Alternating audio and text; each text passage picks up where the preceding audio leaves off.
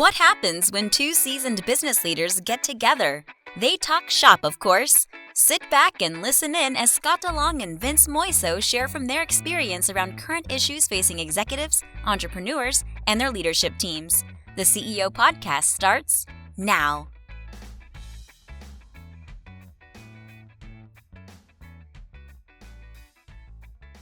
Hey everybody, Vince Moiso here from the CEO Podcast, and I'm here as always with my partner Scott DeLong. Hey, folks. We are into our season 5, and I'm really excited. Our first guest episode is a good friend of ours, Skylar Lewis from Rise Up Kings. And I was really excited to get him on for a lot of different reasons. So Skylar and I had been in forum together in Entrepreneurs Organization in Orange County for a number of years. So sorry, Skylar, that you had to put up with me for that long. And you know all my deep, dark secrets. So we're not going to talk about any of that on the show today. But what we are going to talk about and focus on today is really Skylar's just done an amazing job to transition into a new business, his new business, Rise Up Kings. Well, it's not really new, been around for a few years now. But, he was running a very successful restoration business in Orange County for a long time. And he found a way to really systematize that business and gave himself the ability to walk away and really follow his passion. And so we have talked quite a bit about that concept on the CEO Podcast in previous episodes. So I'm excited to have you as our guest today, Skylar. And Skylar, maybe you can start off with just giving a little bit of your own background. Just tell our audience anything that you'd like them to hear about you. Yeah, appreciate it. I'm looking forward to being on here. I've been watching you guys' episodes and the stuff that you post on LinkedIn, and consider you guys just high-level entrepreneurs. So excited to be on here. Yeah, it's great. A little bit about myself. Yeah, married. I have 2 boys, and been married for about 13 years. And man, same thing. I'm an entrepreneur. I love business. I've fallen in love more recently with personal growth and personal development. And I just enjoy seeing the light bulb turn on for other people, which I think probably you guys do too, right? Seeing that shift happen is really fun. Really fun. I'm kind of addicted to it. So yeah. And launched Superior Restoration in 2010. So had it for about 13 years and started it just because I had a passion. Well, I started it really more selfishly. I wanted to make great income, wanted to be able to provide for my family. And then also just wanted to kind of live the American dream as far as entrepreneurship, and did it not without some really intense challenges and trials and just difficult times. So, yeah. I like that you use to see the light bulb come on. I use the exact same language. Like it is so cool. The first, when we're getting into some coaching stuff, the first few visits are a little weird, little different. People are not necessarily wanting to hear that accountability part. And then all of a sudden, about the 3rd visit, the light bulb comes on, and it's like, for me, it's like a drug. I just get I get high when I get to get with folks like that. So I really appreciate you saying that.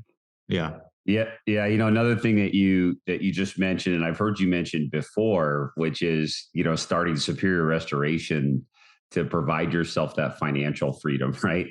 And I smiled and laughed a little bit when you said that, because I think that's what every entrepreneur thinks about, right? As they've got an idea. Most of the time it's spawned because they're trying to create some level of quote unquote freedom for themselves, whether that's financial or time or whatever that might be. And it's funny that it doesn't quite turn out that way, right? As you start to scale the business and grow the business, and you're wearing every hat in the business. And, we talk about this all the time, and Skylar, it from EO, but it's the difference of working on the business versus in the business, right? And most entrepreneurs spend all their time in the business, and they don't have any of the freedom that they decided to start that business in the first place, right? Yeah, that was me. I was chained.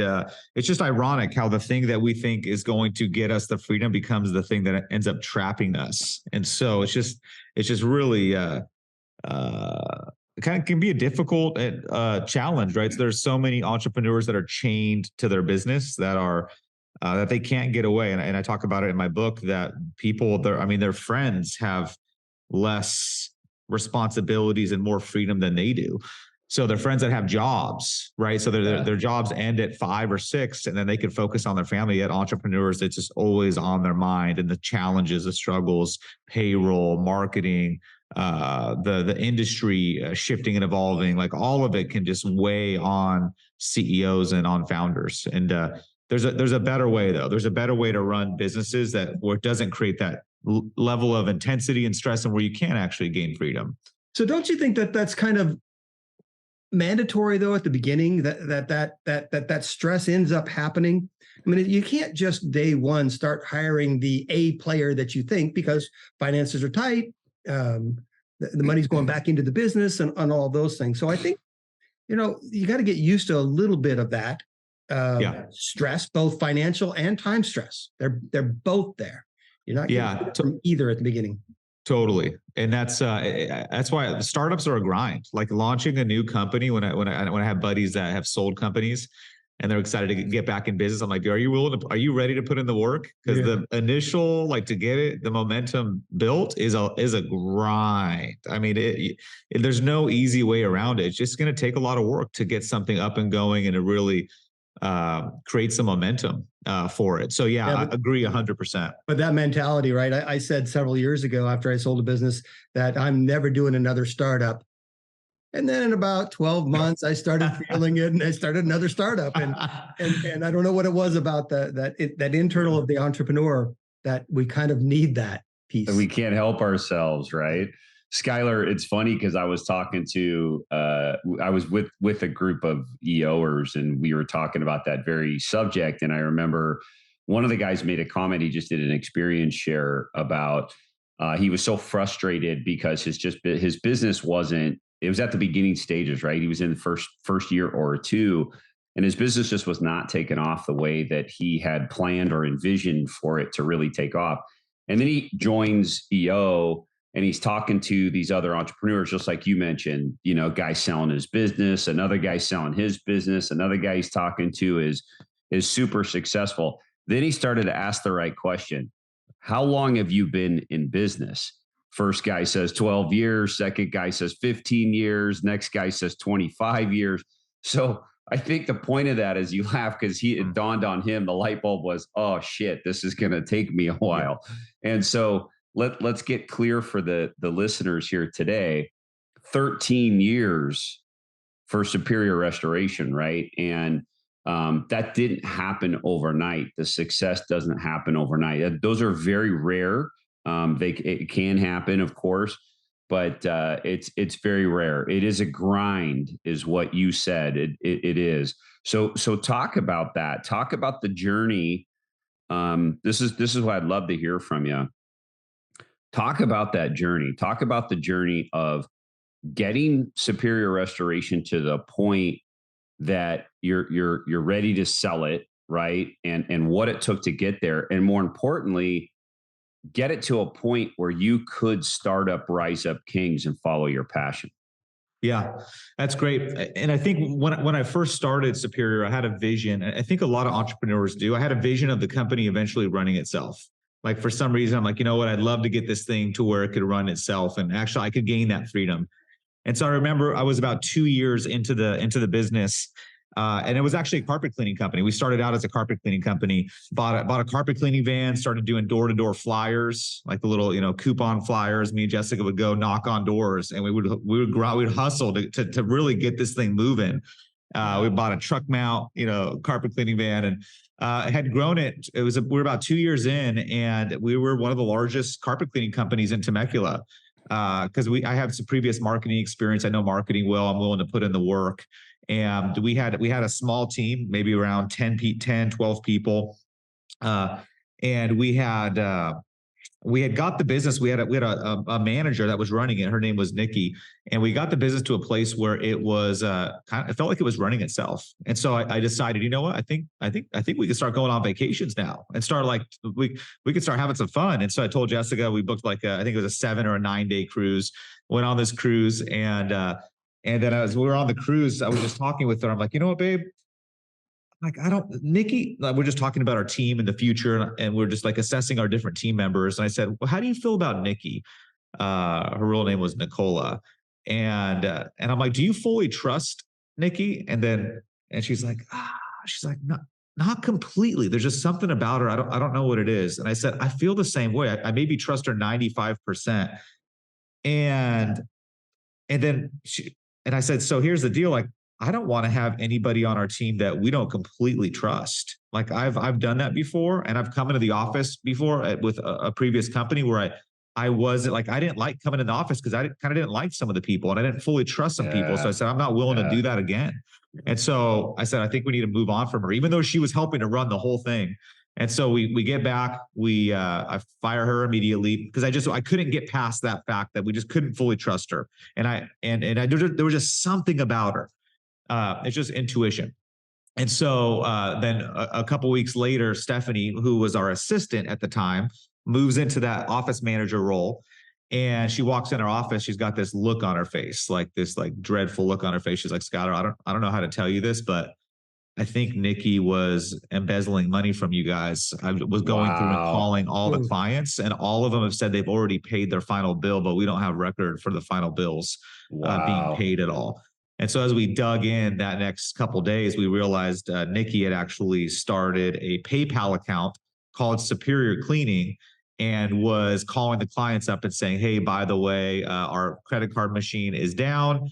You can make your final payment through our PayPal account, Superior Cleaning. And so she was collecting, and she had been doing it for about a year, the whole time. And we had taken our eyes off the ball. We had taken our hands off the wheel. We had loosened it. We were not paying attention to the things we should have been paying attention to. And we had actually thought, so we ended up closing that whole division down to really jack stuff up. We closed the whole carpet cleaning division down and relaunched a company called Superior Restoration because there was more money in the restoration space, and kind of started fresh once that whole embezzlement scam kind of went down. And so that was like, so entrepreneurs, they could try to get it to run their business itself too soon. I see a lot of CEOs and entrepreneurs that back away too quick. It's like, no, your systems and processes and the people are not in place yet. Don't do it yet. Like, keep investing the time and really get it to where it really can run on its own. But they do it too soon. Well, Skylar, they do it with, to your point, because what I heard in that story is too often we think we can just do it with a person without the systems, without the processes, without those types of things in place to solidify how the business is going to run. And then we don't develop that person either. We never even really gut checked or really created a checklist around the criteria around management, leadership. Scott and I talk a lot about that. In fact, Scott, I have Scott developing, several of my key leadership people in the business. And it's so important because they've got to be set up for success, right? Mm-hmm. Yeah, totally. You know what I got out of that, Skylar, is that when you were talking about Nikki and you trusted her about 95%, and that's not enough. Like you would think 95% trust, sounds good, right? Like that's the high percentage, but it's not enough. And get to that 100%.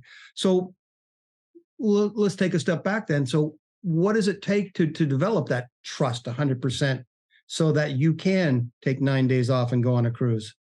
Yeah. Well, there's a couple things. Trust is an interesting word. There's 3 levels of trust. There's naive trust, which is the trust that a little kid has for their parents. Yeah. Like, hey, I trust you because you're my dad, and I know you're going to take care of me. Well, hopefully, but it's a real naive trust. It's kind of built into kids, and a lot of adults kind of have this naive level of trust. It's the base trust. And people end up getting burned. They have a naive level of trust. They just trust people around them.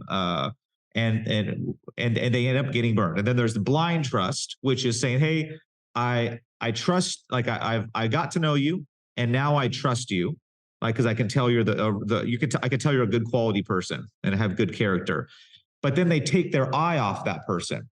And so that person's internal needs or their hierarchy of concerns or what's important to them eventually shifts. And if you're not paying attention to people, what is important to them right now may shift in 10 years. As a spouse, as an employee. So that's blind trust. You've kind of just blindly trusted them. You said, hey, I can trust you now, but can you still trust that person for being that quality employee or being a committed spouse? And then there's mature trust. Mature trust is the third level of trust. And it's the level of trust that says everybody will eventually betray you at some level. Everybody will eventually have some level of trust that they break with you. And so the goal is to still trust people, but understand, like, people's lives change, they shift. They might be late to an appointment and break your trust. They might do something to break your trust. And it's a very mature way of looking at trust, where you just look at people and you understand, hey, at some level, there's a chance they're going to break my trust at some point during the relationship. And so it allows you to still lean in, but also just pay attention and be clear and be aware and have a clear vision of people, as opposed to a tainted vision. When people have blind or naive trust, they get very tainted when they get burned. And they go, how could this person ever do this? Well, it's a human being. They're looking out for themselves, and their needs change over time. So, like, I expect even people I trust right now, at some point, they may do something that affects me or that breaks trust. And I get it. And so I'll have to either re-engage and rebuild trust with them, or I'm going to also set myself up in a responsible manner to make sure that trust isn't broken. How do I also set proper boundaries to where I serve them in not breaking the trust as their needs change too? So it was a huge aha moment when this happened with Nicola, because we were blindly trusting her. Well, I like what Reagan said, when he's talking about Gorbachev, when he said trust, but verify. Yeah, totally. And so trust, I love the fact that you can trust people. That's great. But like you said, their needs will change, their wants will change, things like that. And you got to check in once in a while too. Yeah. Without being overbearing, right? You can't be that micromanager looking at every little detail and telling them how to do their job, but you do have to verify. Trust. Yeah. That's what we learned, a big lesson around that. So from that moment, we started scaling with a different mindset. We're like, hey, no longer are we going to just rely on one person, like Vince said, right? We're going to build a team, and we're going to build the processes. So we actually brought in a coach. We brought in a coach to help us get the processes down and really learn how to properly scale a company, because there's a proven way. A lot of entrepreneurs are just, they're doing it by trial and error. But you can do that. But man, there's a proven way to build a business. There's proven operating systems. There's a proven way to build a successful company. Like, you don't have to figure it out on your own. And so, like, what you guys do with coaching, that's so valuable, because there's so many blind spots, and we just don't know what we don't know. And so I started scaling and really building it with more intentionality. And so we built our management team. We built our executive team. We built a ton of processes within Superior Restoration. And over a period of about 5 years, we got the business to a place where I was able to actually step away. We moved to it was into the business in Temecula. We moved to Orange County, which is about an hour away. And I started running the business at 4 days a week. I went to 4 days a week. And I got all my meetings and everything done in 4 days. And guess what? Those 4 days were extremely productive, because I didn't have 5. I committed to taking 1 day off. And so for a year, I took 1 day off. It was a Wednesday. And I took that Wednesday off every week for a year. I committed to Jessica. And then I'm like, you know what? I bet I could do this in 3 days. Like, if I can fit it all in 4, I wonder if I could fit it all in 3. And so I squeezed it to 3. The next year I went to 3 days a week. And then but to do that, I had to really get good at my meeting structure. I had to make sure I had the right team members in place to even do that. And then eventually got to 2 days a week. And then I ran it for a couple of years at 2 days a week. And that enabled me the time to start to go focus on my passion and purpose and what I love doing in life. Not that I don't love working with Superior Restoration, great people. I don't love the industry as much, construction space, but I love the people. However, that's not where my heart was. And so I really wanted to do something that was in alignment with my purpose. All right. So talk about that. Let's talk about Rise Up Kings then. So I think through that systemization, building a team, that puts you in a position to step aside. Like you said, you went from 4 days, 3 days, 2 days.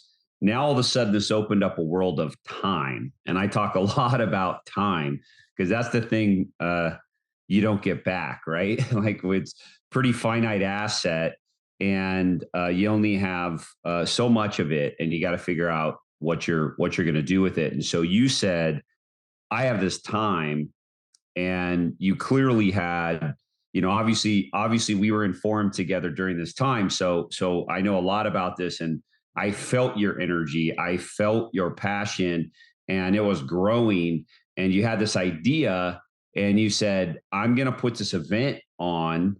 And I think you threw your whole heart and soul, body, money at this thing.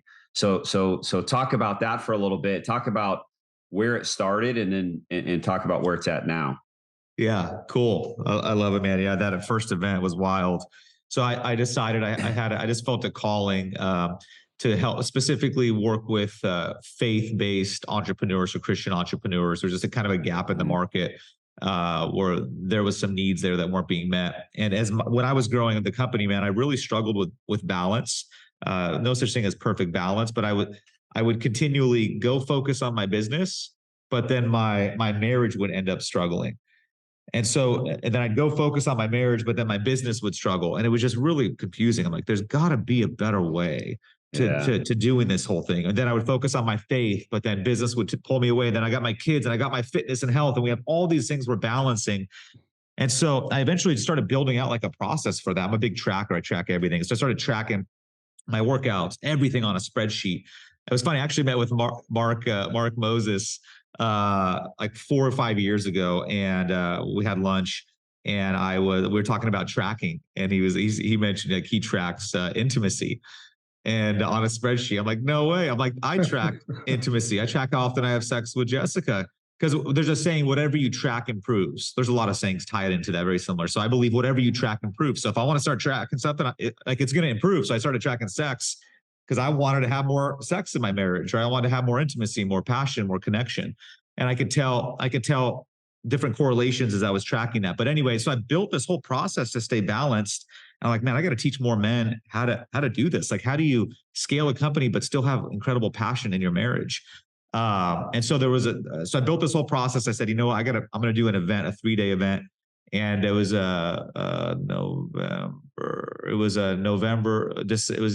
early December 2019. I'm like, you know what? It's time to go live. I'm going to do this event. And so we scheduled our first event for January 22nd, 2020. And that was in Orange County, Newport, right? I was in Orange County. Yeah. Yeah. So it was my first faith-based personal development event. 3 days. I had never ran an event longer than a couple hours. And I put a 3-day event on. I didn't have any instructors. I didn't have any of the content built. I had ideas, and I had a lot of things I knew. Nothing was fully built out. And man, it all came together. Like, we had our first 3-day event. I had 11 guys that showed up. We put on a 3-day. It was like 12 hours a day. Each day. And it was the most intense because we mix physical components into the event. So we're pushing the guys physically, mentally, emotionally, spiritually, like pushing them hard. And it was the most epic event. And then what happened right after that? Yeah. COVID, 2 months later, shuts down the whole world. And I'm like, okay, well, I guess I'm not supposed to be running events. But that wasn't true. So I knew I still had a calling for that. So I ended up launching the next event in August later that year. And we've had a couple thousand people go through our events. We have 400 people in our mastermind right now. We have a whole app that's built to help guys track their marriage, their fitness, their health, all that stuff. The whole thing's like, I scaled Superior. I'm scaling this thing using the same people and process that you guys talk about, also the same structures to help build it out. So like, our goal is to be the #1 faith-based personal development company in the country. So when you think of like Tony Robbins, like, we want to be the #1 in the faith space for personal development. That's amazing. Well, I just say congratulations on the success, because it's exciting to have to know you, at that level, and then to have followed the path, and I'm incredibly excited. So I'm going to be out there, Scott. I don't even know if I've told you this, but I'm going to go do Rise Up Kings in January. Yeah. So I'm really excited awesome to get out there and experience it for myself. That's exciting, man. I'm happy for you. I'm happy for the success at Restoration, and certainly you've got a formula that you've built that really works. Scott, we're approaching that typical hour. We're not done yet. So, Skylar, we're going to ask you to come back again, because I do want to get into this hiring A players, and would love to. Not just hiring, but developing and working. Yeah. But we'll do that on a separate topic. I do want to mention a little bit about your book, The 2-Day CEO, that's been out now for less than a year. Years. Right? A couple years. Oh, okay. Yep. Talk a little bit about the book, the key takeaways for the book, because I want to make sure that you get credit for that. Yeah, I would say, the book's it's got my story and the whole process that I use. And now I coach a lot of people around the 2-Day CEO process. But I'd say one of the biggest nuggets from the book is really finding your replacement inside of your company. Like, who is that replacement or your number two that you're continuously building? So in each company I build, I get really clear on who's that operations person, general manager, COO, who's that person that can take on all of the things that I do to allow me to scale, right? EOS talks about visionary and integrator. Like, who's that integrator? Who's that? So that's one of my top roles I find immediately. And like with Superior Restoration, like I'm in Texas now, that business is in California.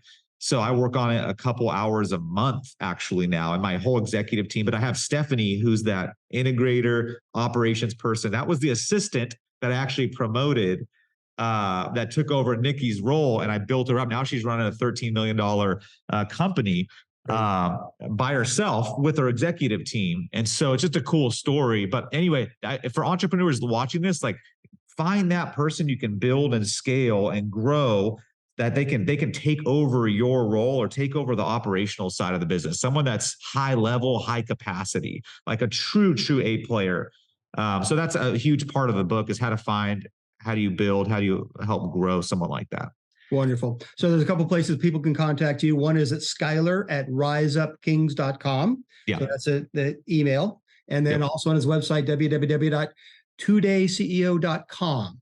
Yep. So for those that are interested in getting coaching on faith-based, entrepreneurial, family balance, Skylar's your man. Yeah. Appreciate you guys. Well, and I love, Scott, that you said that there's a part 2 in this, because I couldn't agree more. And I think if the three of us focus on that topic that we just ended with, right, is perfect, is just hiring the right people. I know you keep referring to as A players, but I love the term, and Skylar, you use it, is hiring the right people in your business. Because it may start with that Stephanie, right? It may start with that key visionary, and you have to have that executive team, because you followed that up. You said without that executive team, it doesn't quite work, right? So I love that as a conversation. That's a whole podcast in and of itself. So Skylar, if you're up for part 2, man, we'll have you back for that. It'll be a good conversation to have with you. Would love to. No, super right fun, on, man. Yeah, there's so much to cover. It's so short a time, right? I know. Going to teach you everything you need to know in 30 minutes. Yeah, here you go. Yeah, exactly. No, that's the good news. We have so much fun with our conversations. It's what Scott and I wanted to start with this podcast, is just to get to that point where, you just get, and you could tell your passion, and just talking about everything is great. So loved having you on here, Skylar. Thanks so much for coming on and putting your time into the CEO podcast. So as always, everybody, cheers. Thanks for listening. So if you've made it this far and you're listening, we appreciate you very much. Thank you, everybody. Thank you, Skylar. Thank you. Thank you for joining us for the CEO Podcast. Please visit us at theceopodcast.net, where you can learn more about our co-hosts and listen to past episodes. If you would like to have a discussion and dive deeper into any topic, there is also an option to contact Scott or Vince to schedule some time with them. Thanks for listening.